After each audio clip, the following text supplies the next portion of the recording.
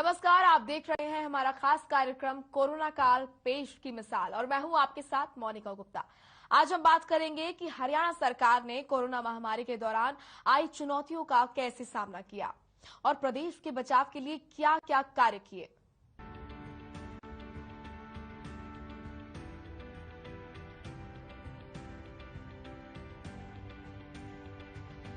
CM ने IT के माध्यम से लिए कई महत्वपूर्ण निर्णय।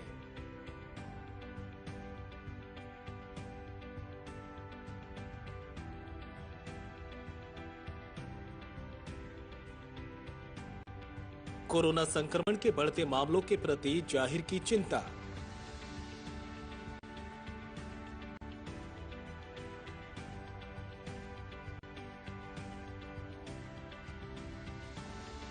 मुख्यमंत्री ने पत्रकारों को किया संबोधित।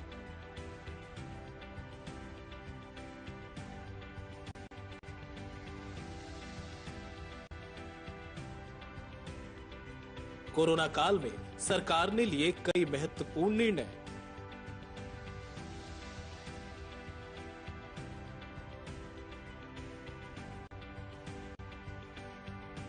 प्रदेश में पहचान पत्र और एमएसएमई जैसे विभागों का किया गठन।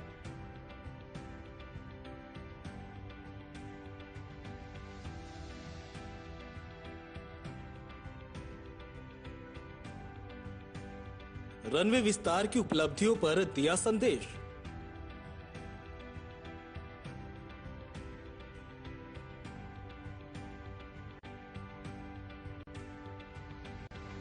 प्रदेश में हाउसिंग फॉर ऑल विभाग का किया गठन।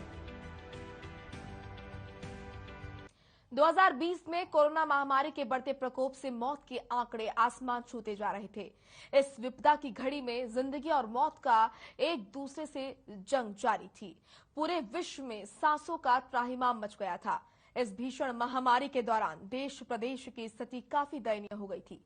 कोरोना संक्रमण का कहर आए दिन लोगों पर बरसता जा रहा था, जिस पर हरियाणा सरकार ने कड़े रुख अपनाए और प्रदेशवासियों से मुखातिब होते हुए आईटी के माध्यम से कई महत्वपूर्ण निर्णय लिए और आमजन के बचाव के लिए प्रदेश भर के लोगों के लिए कई योजनाएं सुचारू रूप से चलाई। हरियाणा के मुख्यमंत्री मनोहर लाल ने कहा कि पिछले एक वर्ष में कोरोना चुनौती को आईटी के माध्यम से अवसर में बदलकर सरकार ने कई महत्वपूर्ण निर्णय लिए।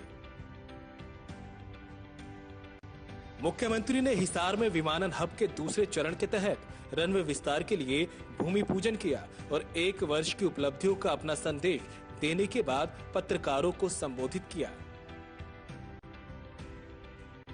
उन्होंने कहा कि सरकार ने पिछले एक वर्ष में कई नए निर्णय लिए, जैसे कि परिवार पहचान पत्र, हाउसिंग फॉर ऑल विभाग, विदेश सहयोग विभाग, नागरिक संसाधन सूचना विभाग तथा एमएसएमई विभागों का गठन आदि प्रमुख हैं।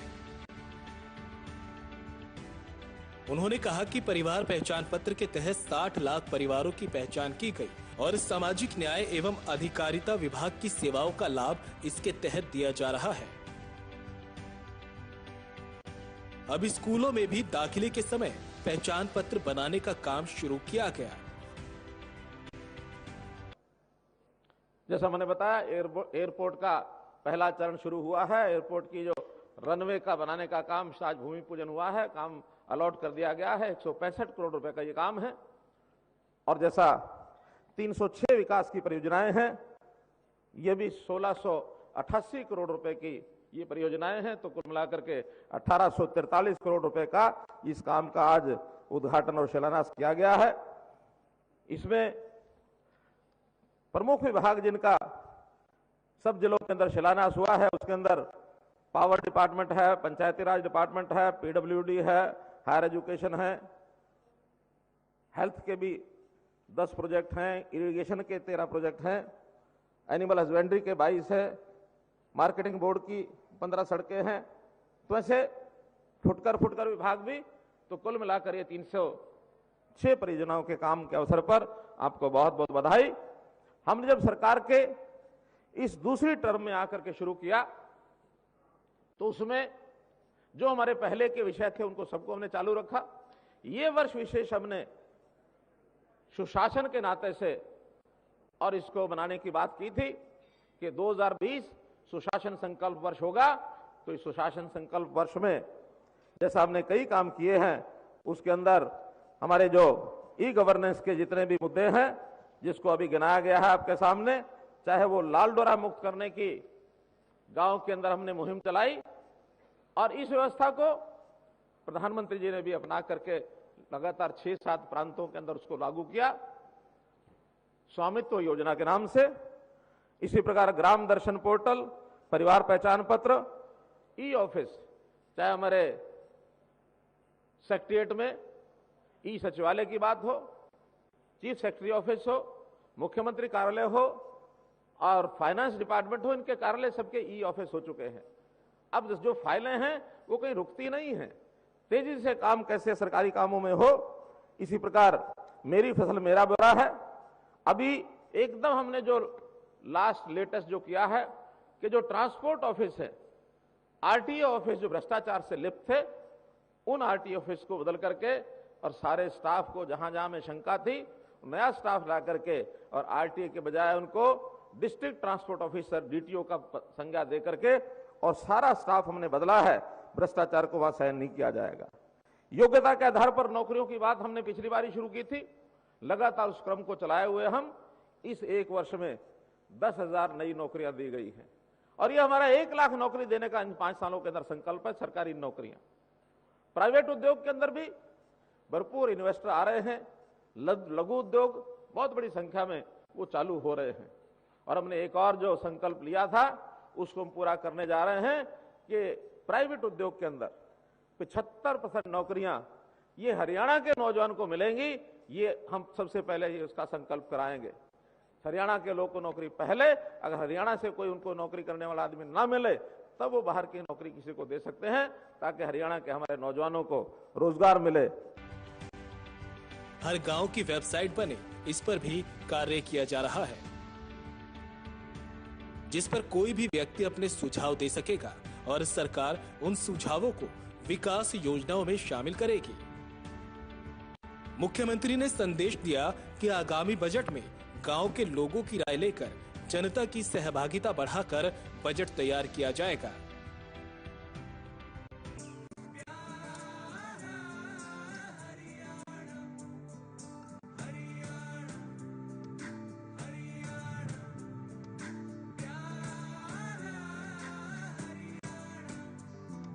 सुशासन से सपनों को साकार कर रहे हम, सुशासन से सपनों को साकार कर रहे हम, संकट में भी नहीं रुके हैं, संकट में भी नहीं रुके हैं, बढ़ते हुए कदम, सुशासन से सपनों को साकार कर रहे हम, सुशासन से सपनों को साकार कर रहे हम।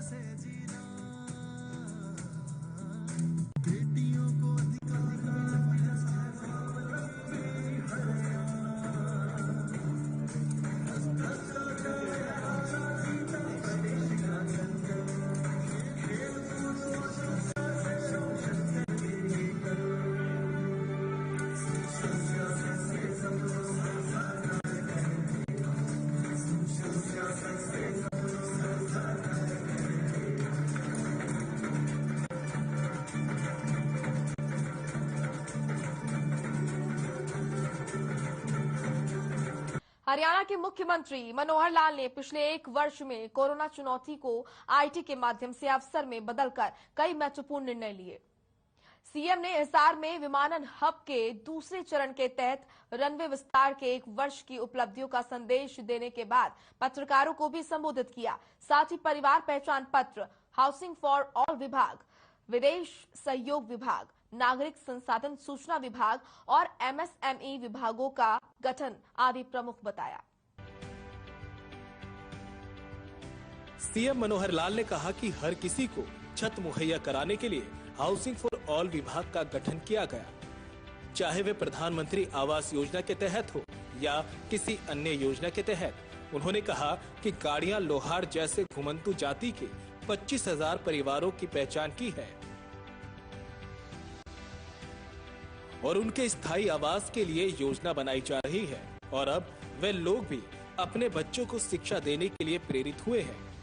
मुख्यमंत्री ने कहा कि प्रधानमंत्री नरेंद्र मोदी की सोच है कि विदेशों से भारत ही नहीं बल्कि देश के राज्य भी सीधा संपर्क करें और उस भावना से ही सरकार ने अलग से विदेश सहयोग विभाग का गठन किया। मुख्यमंत्री ने कहा कि बिजली विभाग में किए गए सुधारों के फलस्वरूप देश में 6,700 गाँवों में से 4,775 गाँवों में 24 घंटे बिजली की आपूर्ति महारा गांव जगमग गांव योजना के तहत की जा रही है।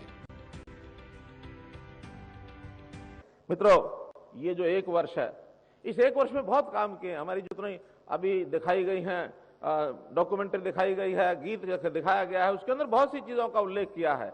एक पुस्तिका जिसका विमोचन किया है, ये भी आप तक सब तक पहुंच जाएगी। उसके अंदर पूरा विस्तार से लिखा है। अगर मैं साल भर की योजनाएं गिनाने लगूंगा तो मेरे पास 147 बिंदु ऐसे हैं जिनके ऊपर मैं बोल सकता हूं। लेकिन हमने इतना ही है कि अपने लक्ष्य की पूर्ति के लिए जो हमारा गरीब व्यक्ति है, किसान है, छोटा दुकानदार है, मजदूर है, इन सब की सहायता के लिए सब योजनाएं, महिलाओं का, बालकों का, इनका बाल विकास, महिला विकास, इसकी ओर ध्यान और किस प्रकार से लोगों को सुविधाएं और जो सर्विसेज हैं वो घर तक कैसे पहुंचाई जाए, परिवार पहचान पत्र नामक जो योजनाएं, ऐसे बहुत से काम किए हैं। और साथ ही भ्रष्टाचार पर चोट करने के लिए ये भी बहुत काम चल रहे हैं। अभी आपने देखा पिछले इन्हीं दिनों में लगभग 2 महीनों में सीएम फ्लाइंग स्क्वाड ने 199 छापे लगाए हैं और इस 199 छापों में जो गलत काम करने वाले, मिलावट करने वाले या जिस प्रकार के जो ऐसे धंधे करते हैं जिसके अंदर किसी भी नॉर्म्स को तोड़ करके पैसा कमाने की जो बात करते हैं, उस काम को भी रोकना होगा ताकि मिलावटी चीजें खाद्य पदार्थ के नाते से उनको ना परोसी जाएं या जिनके पास लाइसेंस नहीं है वो भी काम करते हैं। कई बार खतरनाक काम उनको ऐसा वो करते हैं जिनके पास सुरक्षा की व्यवस्था नहीं होती। ऐसे बहुत से मुद्दों के ऊपर हम इस बार थोड़ा सा सख्ती करके 103 लोगों को गिरफ्तार किया है, कई मुकदमे दर्ज हुए हैं। तो हमारा काम है कि किस प्रकार से भ्रष्टाचार को समाप्त किया जाए। काम काफी हुए हैं लेकिन करना अभी भी शेष है। उस शेष काम को एक एक करके आगे बढ़ा रहे हैं। आप लोग देखेंगे कि हरियाणा की जनता को सुखी करना, ग्रामीण जनता हो चाहे शहरी जनता हो, इन सबको सुखी करना ये हमारा काम है। व्यवस्थित काम आगे बढ़े, आम नागरिक को सुख मिले, जो दोषी जो अपराधी हैं उनको किस प्रकार से हम किस प्रकार से दंडित करें, कैसे उनको भयभीत करें, ये सारी बातें हम करेंगे। इस नाते से 1 वर्ष के इस कार्यकाल के ऊपर पुनः मैं आपको बधाई देता हूं और आगे आने वाले जो 3 वर्ष है, इन 3 वर्षों में मैं नागरिकों को और यहां तक विपक्षी पार्टियों को भी कहूंगा कि अगले 3 वर्ष ये सरकार के साथ सहयोग करें, रचनात्मक विरोध करें। राजनीति करनी है तो चौथा आखिरी साल जो हमारा है उसमें राजनीति भी करें। आज राजनीति करने का अवसर नहीं है। आज अगर राजनीति करेंगे, लोगों को बरगलाएंगे तो हमें विकास के नाते से अवरोध पैदा करके प्रदेश को पीछे ले जाएंगे। इसी प्रकार लाइन लॉसेस जो पहले 30% था अब घटकर 17% पर आ गया है और सौर ऊर्जा के तहत 50,000 सोलर पंप लगाने के लिए 1700 करोड़ रुपए की योजना केंद्र सरकार को भेजी गई है। शिक्षा के क्षेत्र में भी अनेक महत्वपूर्ण निर्णय लिए गए हैं। पिछले 1 वर्ष में लड़कियों के लिए 15 नए सरकारी कॉलेज खोले गए तथा पिछले 6 वर्षों में 67 सरकारी कॉलेज खोले गए। इसी प्रकार किसानों की बात जैसे मैंने बताई, 3 बिल का तो विषय रखा ही है। हमने जो भावांतर भरपाई योजना, ये किसी प्रदेश में आज तक लागू नहीं हुई कि अगर लागत से कम मूल्य उसको मिलता है तो ऐसे 17 सब्जियों के अंदर और फलों के अंदर हमने इसको लागू किया है। जितना कम भाव उसको मिलेगा वो सरकार देगी, ज्यादा मिलेगा तो किसान का होगा।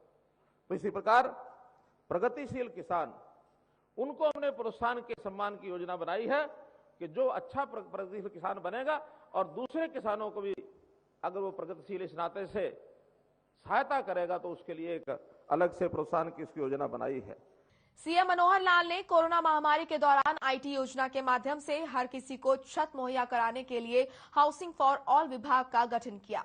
प्रधानमंत्री आवास योजना के तहत गाड़ियां लोहार जैसे घुमंतू जाति के 25,000 परिवारों की पहचान की। साथ ही उनके स्थायी आवास के लिए योजनाएं भी बनाई। गांव के विकास के लिए सीएम ने गांव में बिजली की आपूर्ति की। सौर ऊर्जा के तहत 50,000 सोलर पंप लगाने के लिए योजनाएं बनाई। शिक्षा के क्षेत्र में कई महत्वपूर्ण निर्णय भी लिए। मुख्यमंत्री ने बताया कि एनीमिया मुक्त भारत अभियान के तहत हरियाणा को देश में प्रथम स्थान मिला। महेंद्रगढ़, भिवानी, गुरुग्राम, सिरसा, कैथल और यमुनानगर में नए मेडिकल कॉलेज खोले जा रहे हैं। प्रदेश में वर्ष 2014 में एमबीबीएस की 750 सीटें थी, उसे अब बढ़ाकर 1,750 किया गया और इससे आगे भी बढ़ोतरी की जाएगी। 934 नए डॉक्टरों की भर्ती की गई। उन्होंने कहा कि हरियाणा शहरी विकास प्राधिकरण के प्लॉट धारकों को इन्हांसमेंट न देना पड़े, इसके लिए योजना बनाई गई थी। पहले चरण में 20,000 प्लॉट धारकों ने इसका लाभ उठाया। अब भी 17,000 प्लॉट धारक बाकी हैं। साथियों, मेडिकल कॉलेजेस की बात हो, आज हरियाणा प्रदेश के अंदर जिस प्रकार से मेडिकल एजुकेशन पर फोकस किया जा रहा है, मेरा ये मानना है कि अगर केंद्र बल्क ड्रग पार्क हमें अलॉट करता है तो हरियाणा मेडिकल टूरिज्म का इन फ्यूचर हब बनने का काम भी करेगा। इस अवसर पर मुख्यमंत्री ने बड़ौदा उपचुनाव के बारे में पूछे जाने पर कहा कि भाजपा का उम्मीदवार योगेश्वर दत्त का नाम न केवल बड़ौदा में है, बल्कि पूरे हरियाणा, भारत और विश्व भर पर जाना जाता है। उन्होंने कहा कि बड़ौदा उपचुनाव में गठबंधन प्रत्याशी की ही जीत होगी। इस नाते से महत्वपूर्ण है कि ठीक एक वर्ष पहले संयोग से उस दिन दीपावली का दिन था। 27 अक्टूबर को भारतीय जनता पार्टी इस नाते से गिने तो हमारी दूसरी पारी थी और गठबंधन इस नाते से गिने तो हमारी ये पहली पारी। उस दिन राज्य की नई सरकार बनाने का शपथ ग्रहण समारोह हुआ था। एक विशेष बात कुछ मित्रों ने उस समय कही कि आज तक दीपावली के दिन राज्याभिषेक या तो हजारों वर्ष पहले हुआ था या फिर 2019 में हुआ है। वो भी एक संयोग था। इस एक वर्ष के पूर्ण होने पर जो सरकार की उपलब्धियां हैं, जो हमने सोचा उसको किया। हमको उस मायने में पूरी टीम के नाते ये संतोष है कि मिलजुल करके और जैसा जैसा जिसके जिम्मे काम था सबने मेहनत की, चाहे मंत्रिमंडल के साथी, विधायक, चाहे हमारे केंद्र सरकार का योगदान प्रदेश को आगे बढ़ाने में, चाहे हमारी ब्यूरोक्रेसी,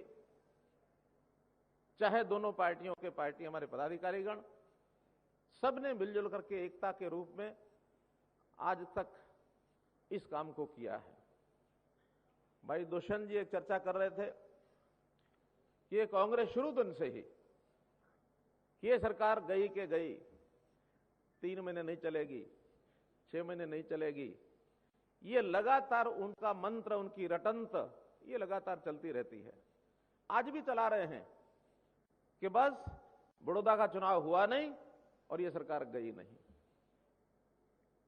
मैं धन्यवाद करता हूं कांग्रेस का कि अगर वो इस प्रकार की बातें बोलते रहेंगे तो हम सचेत रहेंगे और लगातार 5 साल वो बोलते रहें और हम भी दृढ़ता से अपनी सरकार को चलाते रहेंगे।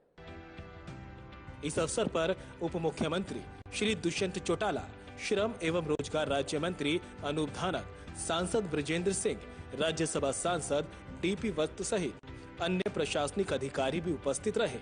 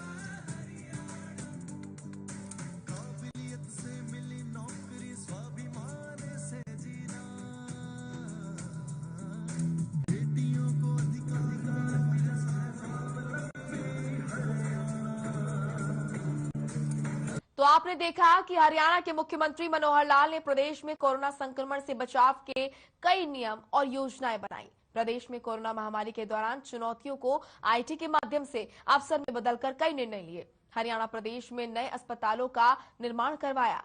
फिलहाल आज के इस खास कार्यक्रम में इतना ही। मुझे दीजिए इजाजत। नमस्कार।